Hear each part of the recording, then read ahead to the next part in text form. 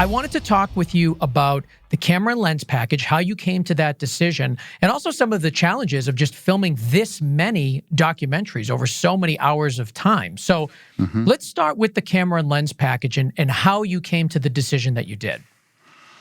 So it's sort of, Jeff Orlovsky is a cinematographer himself, quite accomplished. He started with chasing ice and shot that pretty much himself with EX1s and HVX 200s and DSLRs. And then when he moved to his film, Chasing Coral, the next film, so much of the film took place underwater. And so they had two red dragons and housings for those so that they could do the underwater work.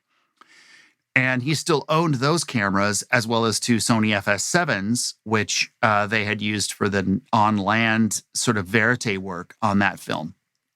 So they came to the table with those cameras already, and they said, well, how about if we throw those in the mix? We own them, we know them. And in the documentary world, a lot of times you adapt to tools you have and you make that work. Just like a location, you have to adapt to that location. You have to adapt to your subject's time. You have to adapt to the light you're working with. So I said, that's fine. Well, let's adapt our shooting style and incorporate those cameras. I had a Sony F5. And I also had a Sony A7S II. We brought that to the table. And then we wanted to do one more camera that really was the A camera. And Jeff wanted the eye line right into the camera. And so we started with an Interatron, which was sort of created by Errol Morris so that he could have interviews with the eye line directly into the camera. It's essentially two teleprompters. One teleprompter is on the camera, but instead of text that the subject is reading, the face of the director is on the teleprompter. So the person is having this sort of face-to-face discussion via an electronic set of monitors. And the director is in front of a monitor looking at a camera. And the subject is in front of the A camera looking at a monitor through a beam splitter, a periscope, essentially. And then we decided to use a large full frame camera so that we could have higher resolution, shallower depth of field, so that we could make our sets feel a little bit more authentic and the locations feel more authentic. So we did a fairly extensive test of the Sony Venice, which I had used on several projects and had great luck, and the Red Monstro, which is a full-frame 8K camera. The Sony Venice is a full-frame 6K camera. The images are slightly different sizes, but essentially full-frame. So we did pretty extensive side-by-side testing and honestly found, for our purposes, both cameras looked fantastic, and it would have been hard to really say this camera really is better. So Jeff made the final call just on pixel count because we wanted the ability to resize the frame and cut in without having to leave that frame. So we settled on the Red Monstro, and that gave us 8K so that we could really make 2 or 3 different sizes out of the same frame, and that made a huge difference for us to be able to cut in and out of the frame. So you've got the medium, and then you're cut into a close up, and you could sort of live within that frame. What did you deliver in? Did you deliver in 4K or delivered in 4K? Okay, delivered in 4K, so we could push in a little more than twice without it falling apart.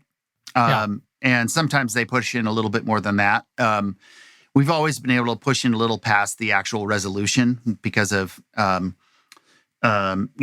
interpolation software is so good these days that you can sort of cheat a little bit, but we didn't cheat a lot. You can get that extra 20% out of just about anything nowadays. Just that little bit, maybe a 20. That might be a little pushing it, but I know what you mean. Yeah, it's impressive. I mean, interpolation has come along so far. And you can get away with it more because when you're doing a documentary with stock footage, that of course was 1080 or whatever it was. But I think it's pretty difficult to see any ragged edges on the A camera, the into the camera. And it was a bit of an experimental process coming in. Our director, Jeff, wanted to have this into the camera look. But then we also were like, well, we're not sure if we're going to live there or if we want to have a backup. So we also had an off-axis camera. And then we had a rail dolly and a camera that basically met with the A camera on axis all the way off to about 8 feet off axis. Okay. And then we had a profile camera that was a tight choker. And then we had, in some shots, a dolly on the other side of the eye line, which we ended up not wanting to continue to go with. It was too jarring. Yeah. And then we had some 1 or 2 wide shots. Sometimes they were high, sometimes they were low, usually showing as much of the room as we could. And for those, often the boom or lights or whatever were in the shot, and we would then shoot plates and then composite the boom out so that we could have that big wide frame.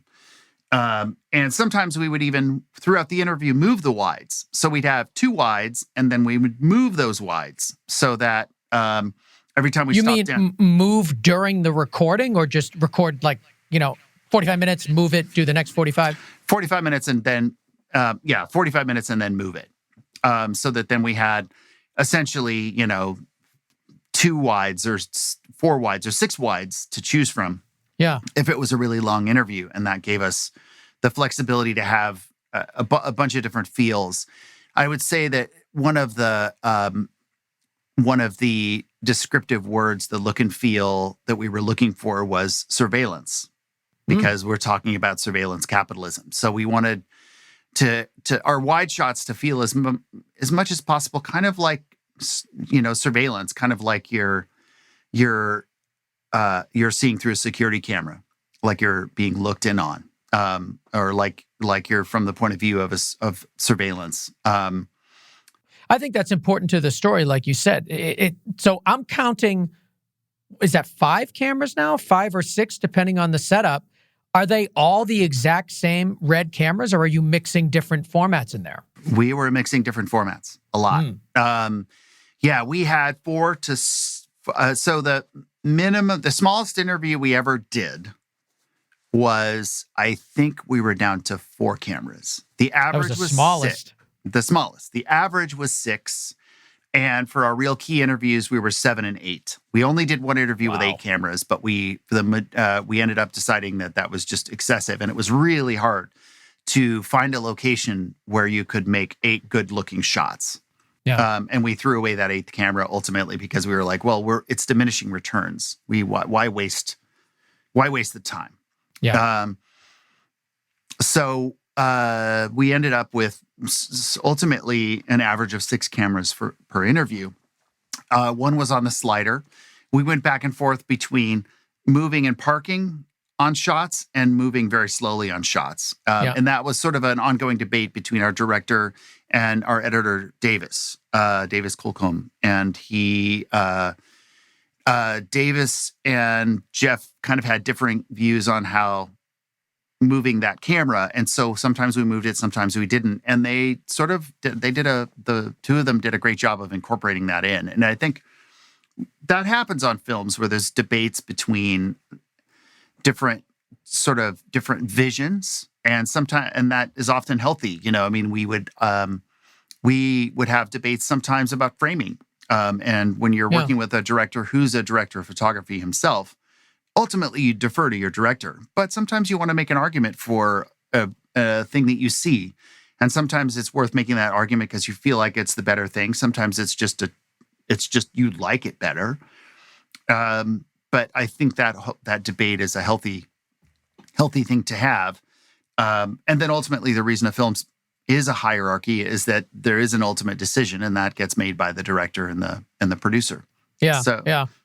So what were some of the cameras you were blending in there? So you had the Red camera. Were you throwing it? Like, did you throw in your Sony A7S? Like, were you throwing stuff in there?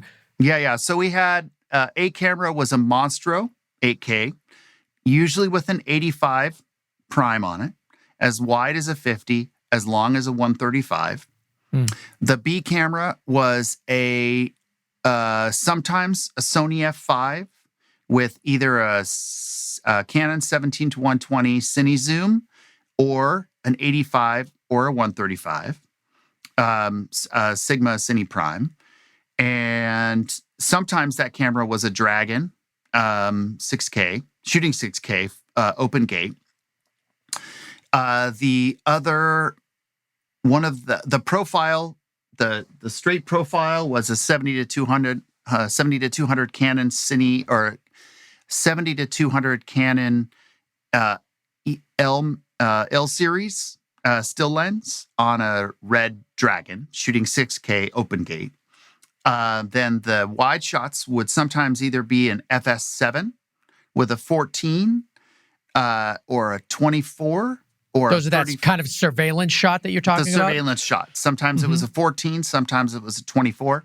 Sometimes I used the A7 with a 15 mil Zeiss ZF on it.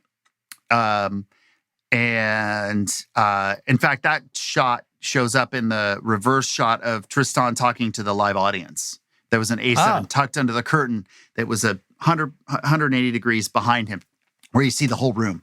Yeah. And that was an A7 with a Zeiss ZF 15 on it, just sitting on the ground on a little sandbag.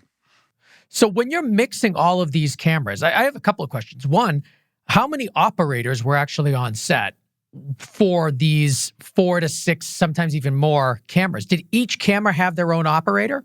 No, that was one of the other interesting things. Because these guys, because the Exposure Labs crew is used to working so tightly together, when they did Chasing Coral, Larissa, who is the producer, was also sometimes doing sound. Wow. So these guys, sometimes Larissa would do sound, sometimes Mark, who is our music composer, would also do sound, and sometimes he would operate the side camera. So we oftentimes had Mark Crawford was our music composer, was also on set with us, and he would occasionally operate the profile camera, occasionally operate sound. Larissa Rhodes, our producer, would sometimes operate sound.